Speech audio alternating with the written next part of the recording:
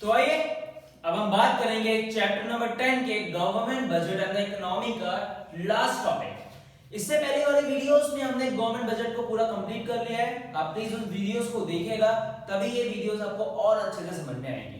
Clear है? तो चलिए बिना टाइम वेस्ट के स्टार्ट करते हैं आज का टॉपिक। हम बजट का टॉपिक हमने पहले भी डिस्कस कर रखा है कि बजट क्या होता है, कैसे कैसे बजट बनता है, कैसे कैसे मिनिस्ट्री ऑफ फाइनेंस और कैसे कैसे फाइनेंस मिनिस्टर बजट में रोल प्ले करते हैं। अब हम बात करेंगे बजट डेफिसिट। डेफिसिट जो वर्ड है, डेफिसिट का मतलब होता है किसी भी चीज में क्या होना, किसी भी चीज में कमी होना। This is called deficit. Clear है? डेफिसिट का मतलब होता है किसी भी चीज में कमी होना। अब यहाँ पे कमी क्या होगी, यहाँ पे बजट डेफिसिट हो रहा है। तो डेफिनेशन के साथ देखते हैं। Budget deficit refers to the situation when budget expenditures of the government greater than budget receives. जब गवर्नमेंट के एक्सपेंडिचर्स, गवर्नमेंट के खर्चे ज्यादा हो जाते हैं रिसिप्ट से, मतलब इनकम से, उस केस में हम बोलते हैं बजट को डेफिसिट। मतलब भाई कमाई तो कितनी है, कमाई सपोज 100 रुपए है, लेकिन खर्चे कितने हो रहे हैं, खर्चे हमारे हैं भैया सपोज 150 रुपए, तो ये बराबर नहीं है। इसीलिए इस कंडीशन को हम बोलते हैं डेफिसिट।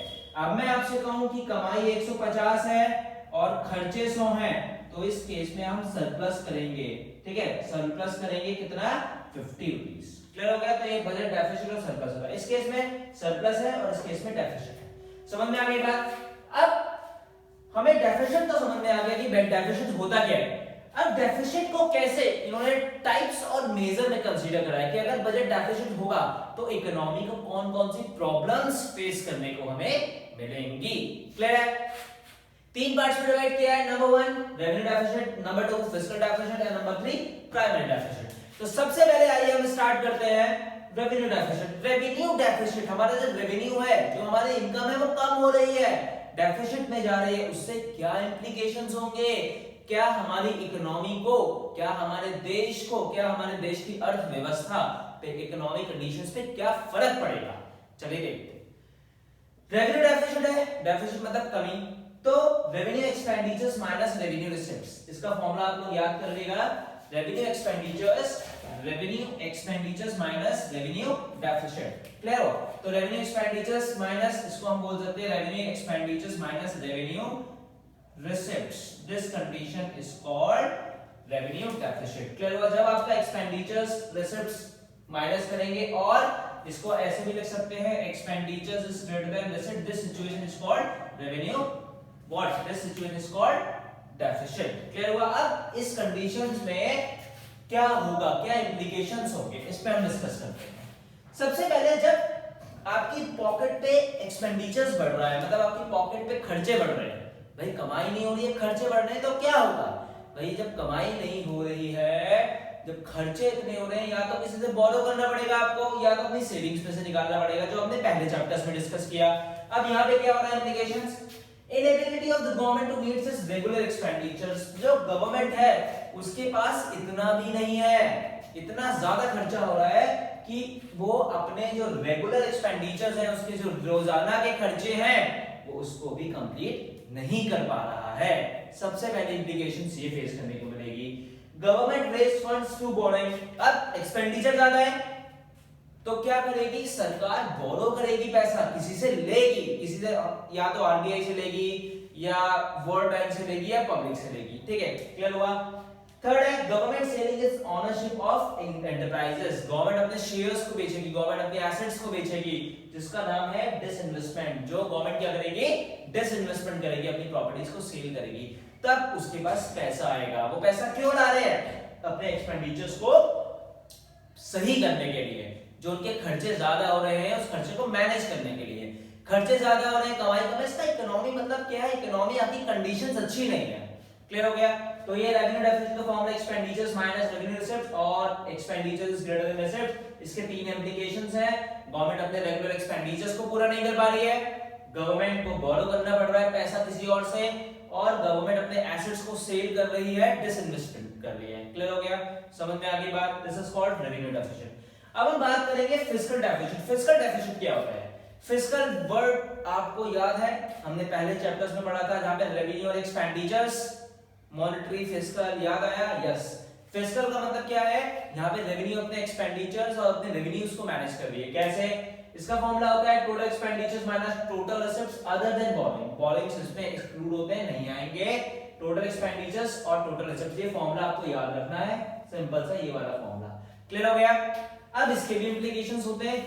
बहुत साधारण सी एक बात है, जब एक्सपेंडिचर्स ज्यादा हो रहे हैं तो गवर्नमेंट के पास इनकम भी तो ज्यादा होनी चाहिए, नहीं हो रही है, जिसकी वजह से गवर्नमेंट क्या कर रही थी? बोरो कर रही थी। अब गवर्नमेंट ने टैक्सेस बढ़ा दिए, चीजें महंगी कर दी। चीजें महंगी क्यों करी? जिससे उसके पास पैसा आए, सप्लाई ऑफ मनी हो। इस केस में इन्फ्लेशनरी स्पाइरल होगा, आपकी महंगाई दिन प्रतिदिन डे बाय डे क्या होती चली जाएगी? इंक्रीज हो जाएगी। This is called inflationary spiral. बंध जाएंगे हम महंगाई में। क्लियर हो गया? नेशनल डेब्ट। नेशनल डेब्ट का मतलब क्या है कि अब हमारे जो रेवेन्यू है वो तो कम है, रिसिप्ट जो है वो कम है, एक्सपेंडिचर ज्यादा हो रहे हैं, जिसकी वजह से हमारे ऊपर उधारी क्या हो रहा है? ज्यादा हो रहा है। उधार हमारे ऊपर ज्यादा हो रहा है। उधार ज्यादा हो रहा है तो क्या हो रहा है? आपकी इकोनॉमिक कंडीशन डाउन हो रही है, क्योंकि वो पैसा आपको बाद में चुकाना भी पड़ेगा। क्लियर हुआ? विशिष्ट साइकिल का मतलब क्या है? भैया महंगाई बढ़ी तो सारी चीजें महंगी हो गई, इनकम पे इफेक्ट पड़ा, फिर महंगाई बढ़ी, फिर इनकम पे इफेक्ट पड़ा, तो सब चीजें क्या है? आपके एक साइकिल के फॉर्म में तौर हो रही है। जहां जाके खड़े हुए वहां से निकलने की सोचो, फिर से वहीं पहुंच जाओ, फिर से वहीं पहुंच जाओ। दिस इज कॉल्ड विशिष्ट साइकिल, क्योंकि हमारी इकोनॉमी में इन्फ्लेशन को हम कंट्रोल नहीं कर पा रहे हैं। समझ में आई बात? उसके बाद है erosion of government credibility. Credibility का मतलब होता है उधार की सीमा।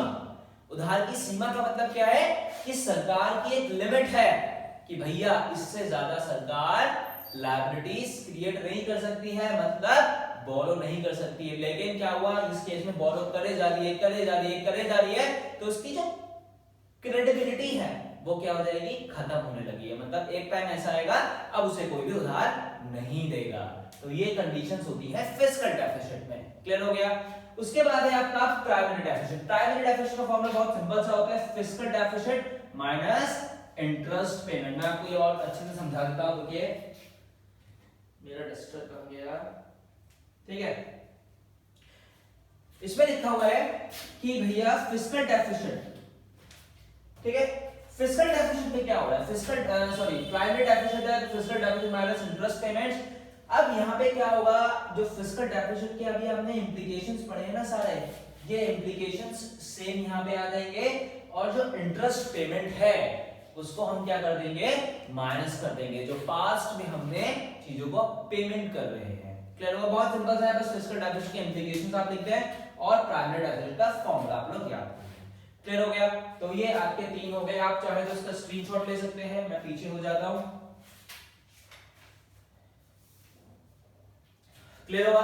तो हमने मेजरमेंट हमने पढ़ लिया, नेगेटिव डेफिसिट, फिस्कल डेफिसिट और प्राइमरी डेफिसिट। ये 3 डेफिसिट है आपके बुक्स में और आपके सिलेबस में, ठीक है।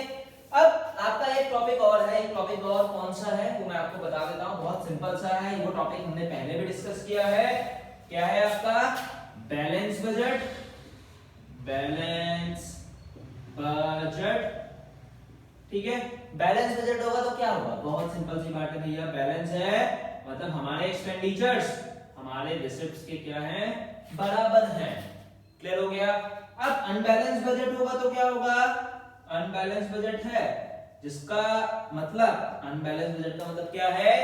कि हमारे एक्सपेंडिचर्स हमारे रिसिप्ट्स मतलब इनकम के बराबर नहीं है।